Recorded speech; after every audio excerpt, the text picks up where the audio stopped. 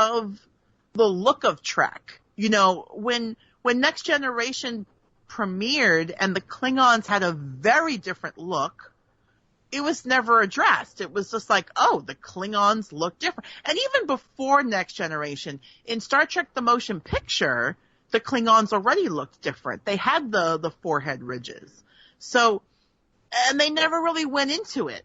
They just changed the design and never said anything. So I think if, you know, for something so big, it did deserve more than just a throwaway line. Like, I'm glad they left it vague here. Like, kind of keep that mystery going until they explored it a little bit further with Enterprise, and then gave like a definitive reason of what happened there. So, you know, this is now the bar fight scene. We get to watch sort of the build up to it. And I know, Kay, you were talking a little bit before about, you know, seeing the side-by-side footage with, like, the original and then with the Deep Space Nine stuff added. I have to say, I enjoy this scene when I watch it in the original episode. I really enjoy it, I think, even more with the Deep Space Nine stuff added because it's just so organic and natural. Yeah. I think the quick cuts as well obviously help keep it looking fresh. But it's interesting to see what they cut out from the original fight when you put them side by side. It's definitely well worth people having a look at that on YouTube. Definitely. Oh, yeah. It's up there. Absolutely. Absolutely. And it is just fun to be like, you know, you see Odo being like, what are you doing? Sit down. Don't get involved. But, you know, these guys are all Starfleet guys. And they're like, oh no, if Starfleet's getting involved, if these guys are, I gotta back up my guys, you know, and they just jump right in, you know. We see O'Brien and Bashir just like punching all these Klingons and whatever. I do like how there is a scene, and it's really done so well, where Starfleet security like starts rushing in, the door to the bar opens, and we see Darvin, the older actor now, walking past the open door. He like looks in and he's like, whoop, and he just like keeps on going. Yeah. It's like such a quick little scene. But Odo sees him and he's like, come on, we gotta get him. He's like right there. So Bashir and O'Brien get picked up by security, and the time cops now are like, dude, why were your guys fighting in a bar? Like, and Cisco's like, yeah, I know.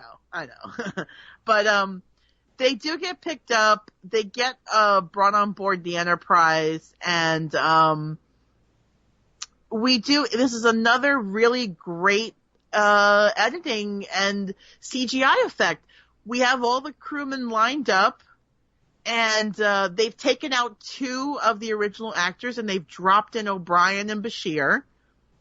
And, Kirk asks O'Brien who threw the first punch. And I love that they made it seem interactive. You know, O'Brien's like, I don't know, sir. And even to the smallest detail that when Kirk walks past O'Brien to talk to Chekhov, you could see the shadow. You could see Kirk's shadow fall on O'Brien. Yep. It's such a little detail. These are professionals. But they are professionals, and they knew what they were doing. It's such a little minor detail, but it makes the scene seem so real that you feel like they were really there. You know, it's not just, it's as if there was a person right there and his shadow is being cast on them. And it was just another example of how seamlessly they blended these two things together. Yeah. That's what you'll generally find in a lot of CGI. Shadows and reflections is what's really holding everything together. I think though, like, and I think that if those things are forgotten or left out, that's when you're like, oh, I can really see the seams here. I can really Yep. see that this doesn't look real to me now. Because I've watched this episode before many times, but watching it again yesterday and then again today, like with an eye for like looking for the seams. And when I saw the shadow, I was like, wow, that just makes me feel like this is just real. Like it's not just all smoke and mirrors. Like they were really there. And it's just such a great technique and a great effect. And I don't know, this episode, I'm still in awe of how good it looks. Even now, we're like more than 10 years, we're more than 20 years removed from this episode, and it still looks good. Yeah, I know, I forgot, it's 2020, like we're more than 20 years removed from this episode, and it still looks good. So that's pretty awesome. Kay, can you verify for me that maybe sometimes that's why some of these CG heavy action movies are set at night where it's dark or cloudy, so they don't have to do as many shadows and reflections? No, that's not the case at all. I think when it's set at dark, it's an artistic decision.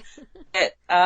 When we check over the work, we usually we take it up a couple of stops, which is how much light's there. You can like raise the gamma, so you can really see all the detail. So some of the things I've worked on have been really dark, but I've had to sort of lighten them within the software so I can actually do the work, and they do check it.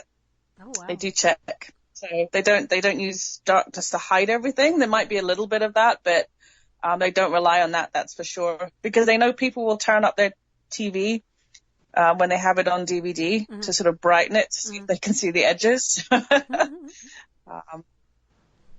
I'm glad that they're actually doing their work, but it's just frustrating sometimes. It's like somebody put a lot of work into that, and why make it so dark? Anyway, I digress. Okay, where were we? Okay, so O'Brien and Bashir, they leave like they leave that room where they were being questioned by Kirk. There are now Tribbles all over the Enterprise. They are just, they're everywhere, as Tribbles are wont to do. We do see that Odo and Worf beam aboard the Defiant. They've got Darwin in custody, and he says that he's like, this is no way to treat one of the greatest heroes of the Klingon Empire. And Worf's like, really? Is that who you think you are? I don't think so. And he says, no, but I will be. And he's talking about his statue in the Hall of Warriors. And, he says, I'll have Kirk's head in one hand and a Tribble in the other. And he's like, Kirk's death will have a poetic justice to it. So they know that he's, planning some big thing to kill Kirk. So he gives up to them that he's put a bomb in a Tribble. Because why not? You put a bomb in a Tribble.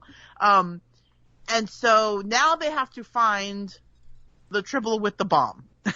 And deal with it before it kills Kirk. We do get this really cool scene of Dax and Sisko. They're on the bridge of the Enterprise. When Kirk comes on the scene and he sits down in his chair, he sits on a Tribble that squeaks, and he turns and looks to the side, and that's exactly where they placed Jadzia, and she kind of gives him a little shrug like, oh, sorry. And it's a fun little interaction, just keeping it as if it was really happening, which is great. So they're trying to use internal sensors to find out if the Tribbles with the bomb is on the ship. It's not. So they basically tell everybody, you have to go to K7. You're going to have to search, maybe even manually. And Jadzia says that there's 1,771,561 Tribbles, which she apparently figured out in her head, of how many Tribbles, each having a litter of 10. over 3 days. And they're like, okay, thanks a lot, human calculator. So Kirk calls McCoy up to the bridge. He tells, this is where McCoy tells him that the Tribbles are born pregnant, which is very convenient. I mean, if you wanna keep your species going, that's the way to do it. Just be born pregnant. Dax here says that she knows Leonard McCoy, that when Emily was her host, she was judging a gymnastics tournament on Earth, and she met McCoy when he was a student at Ole Miss, and that she said he had the hands of a surgeon. I knew he would be a doctor. Yes, he had the hands of a surgeon. Dax is, I do enjoy that Dax has just enjoyed their life so much and has shared their lives with so many different people. It's just beautiful. So we've got Odo, Bashir, and O'Brien. They're basically on K7. They've got tricorders and they're scanning each Tribble, which is going to take forever. And they're like, yeah, we can't keep up because they're breeding so fast. And, so, Dax is like, well, if we stick close to Kirk, go wherever he goes, that'll lead us to the bomb, basically, because this guy's placed it somewhere that Kirk is, guaranteed to be. And then we get to see a brief, scene of like the mess hall in the Enterprise. Kirk is ordering his lunch, chicken salad and coffee. Mm-hmm. And instead of chicken salad and coffee, we get Tribbles and more Tribbles. And, Scotty shows up. He's got them stacked up in his arms, these Tribbles, and he's like, they're in the vents. They're everywhere. They're in the machinery. And Spock is like, those same vents are on the station, and that's where the grain is. So they go there, and we get the classic scene here of Kirk opening the door of the storage compartment, and the Tribbles just come tumbling out, just falling on him completely. Which is just, it's a great scene. It's a classic, beloved episode for a reason. But at the same time, we've got Dax and Sisko in the compartment, and they're scanning for the Tribble with the bomb. What's great here is, in the original episode, Tribbles at the end start falling out like one by one. And so they kind of worked in that it's Dax and Sisko throwing the Tribbles out the door as they're scanning them. Just great. Just brilliant. I love this bit of writing here, that's why the Tribbles were just kind of like trickling out at the end, like bloop, bloop, bloop. Yeah. So then if you watch the original episode, you just know that Jadzia and Sisko are up there. Yes, and that's the best part. When you go back and watch the original series episode, you're exactly right. Your imagination fills in that, there's Jadzia and Sisko in there throwing Tribbles out as they're scanning them. If you're a nerd like me, that's what you do. So, of course, they find the bomb in time.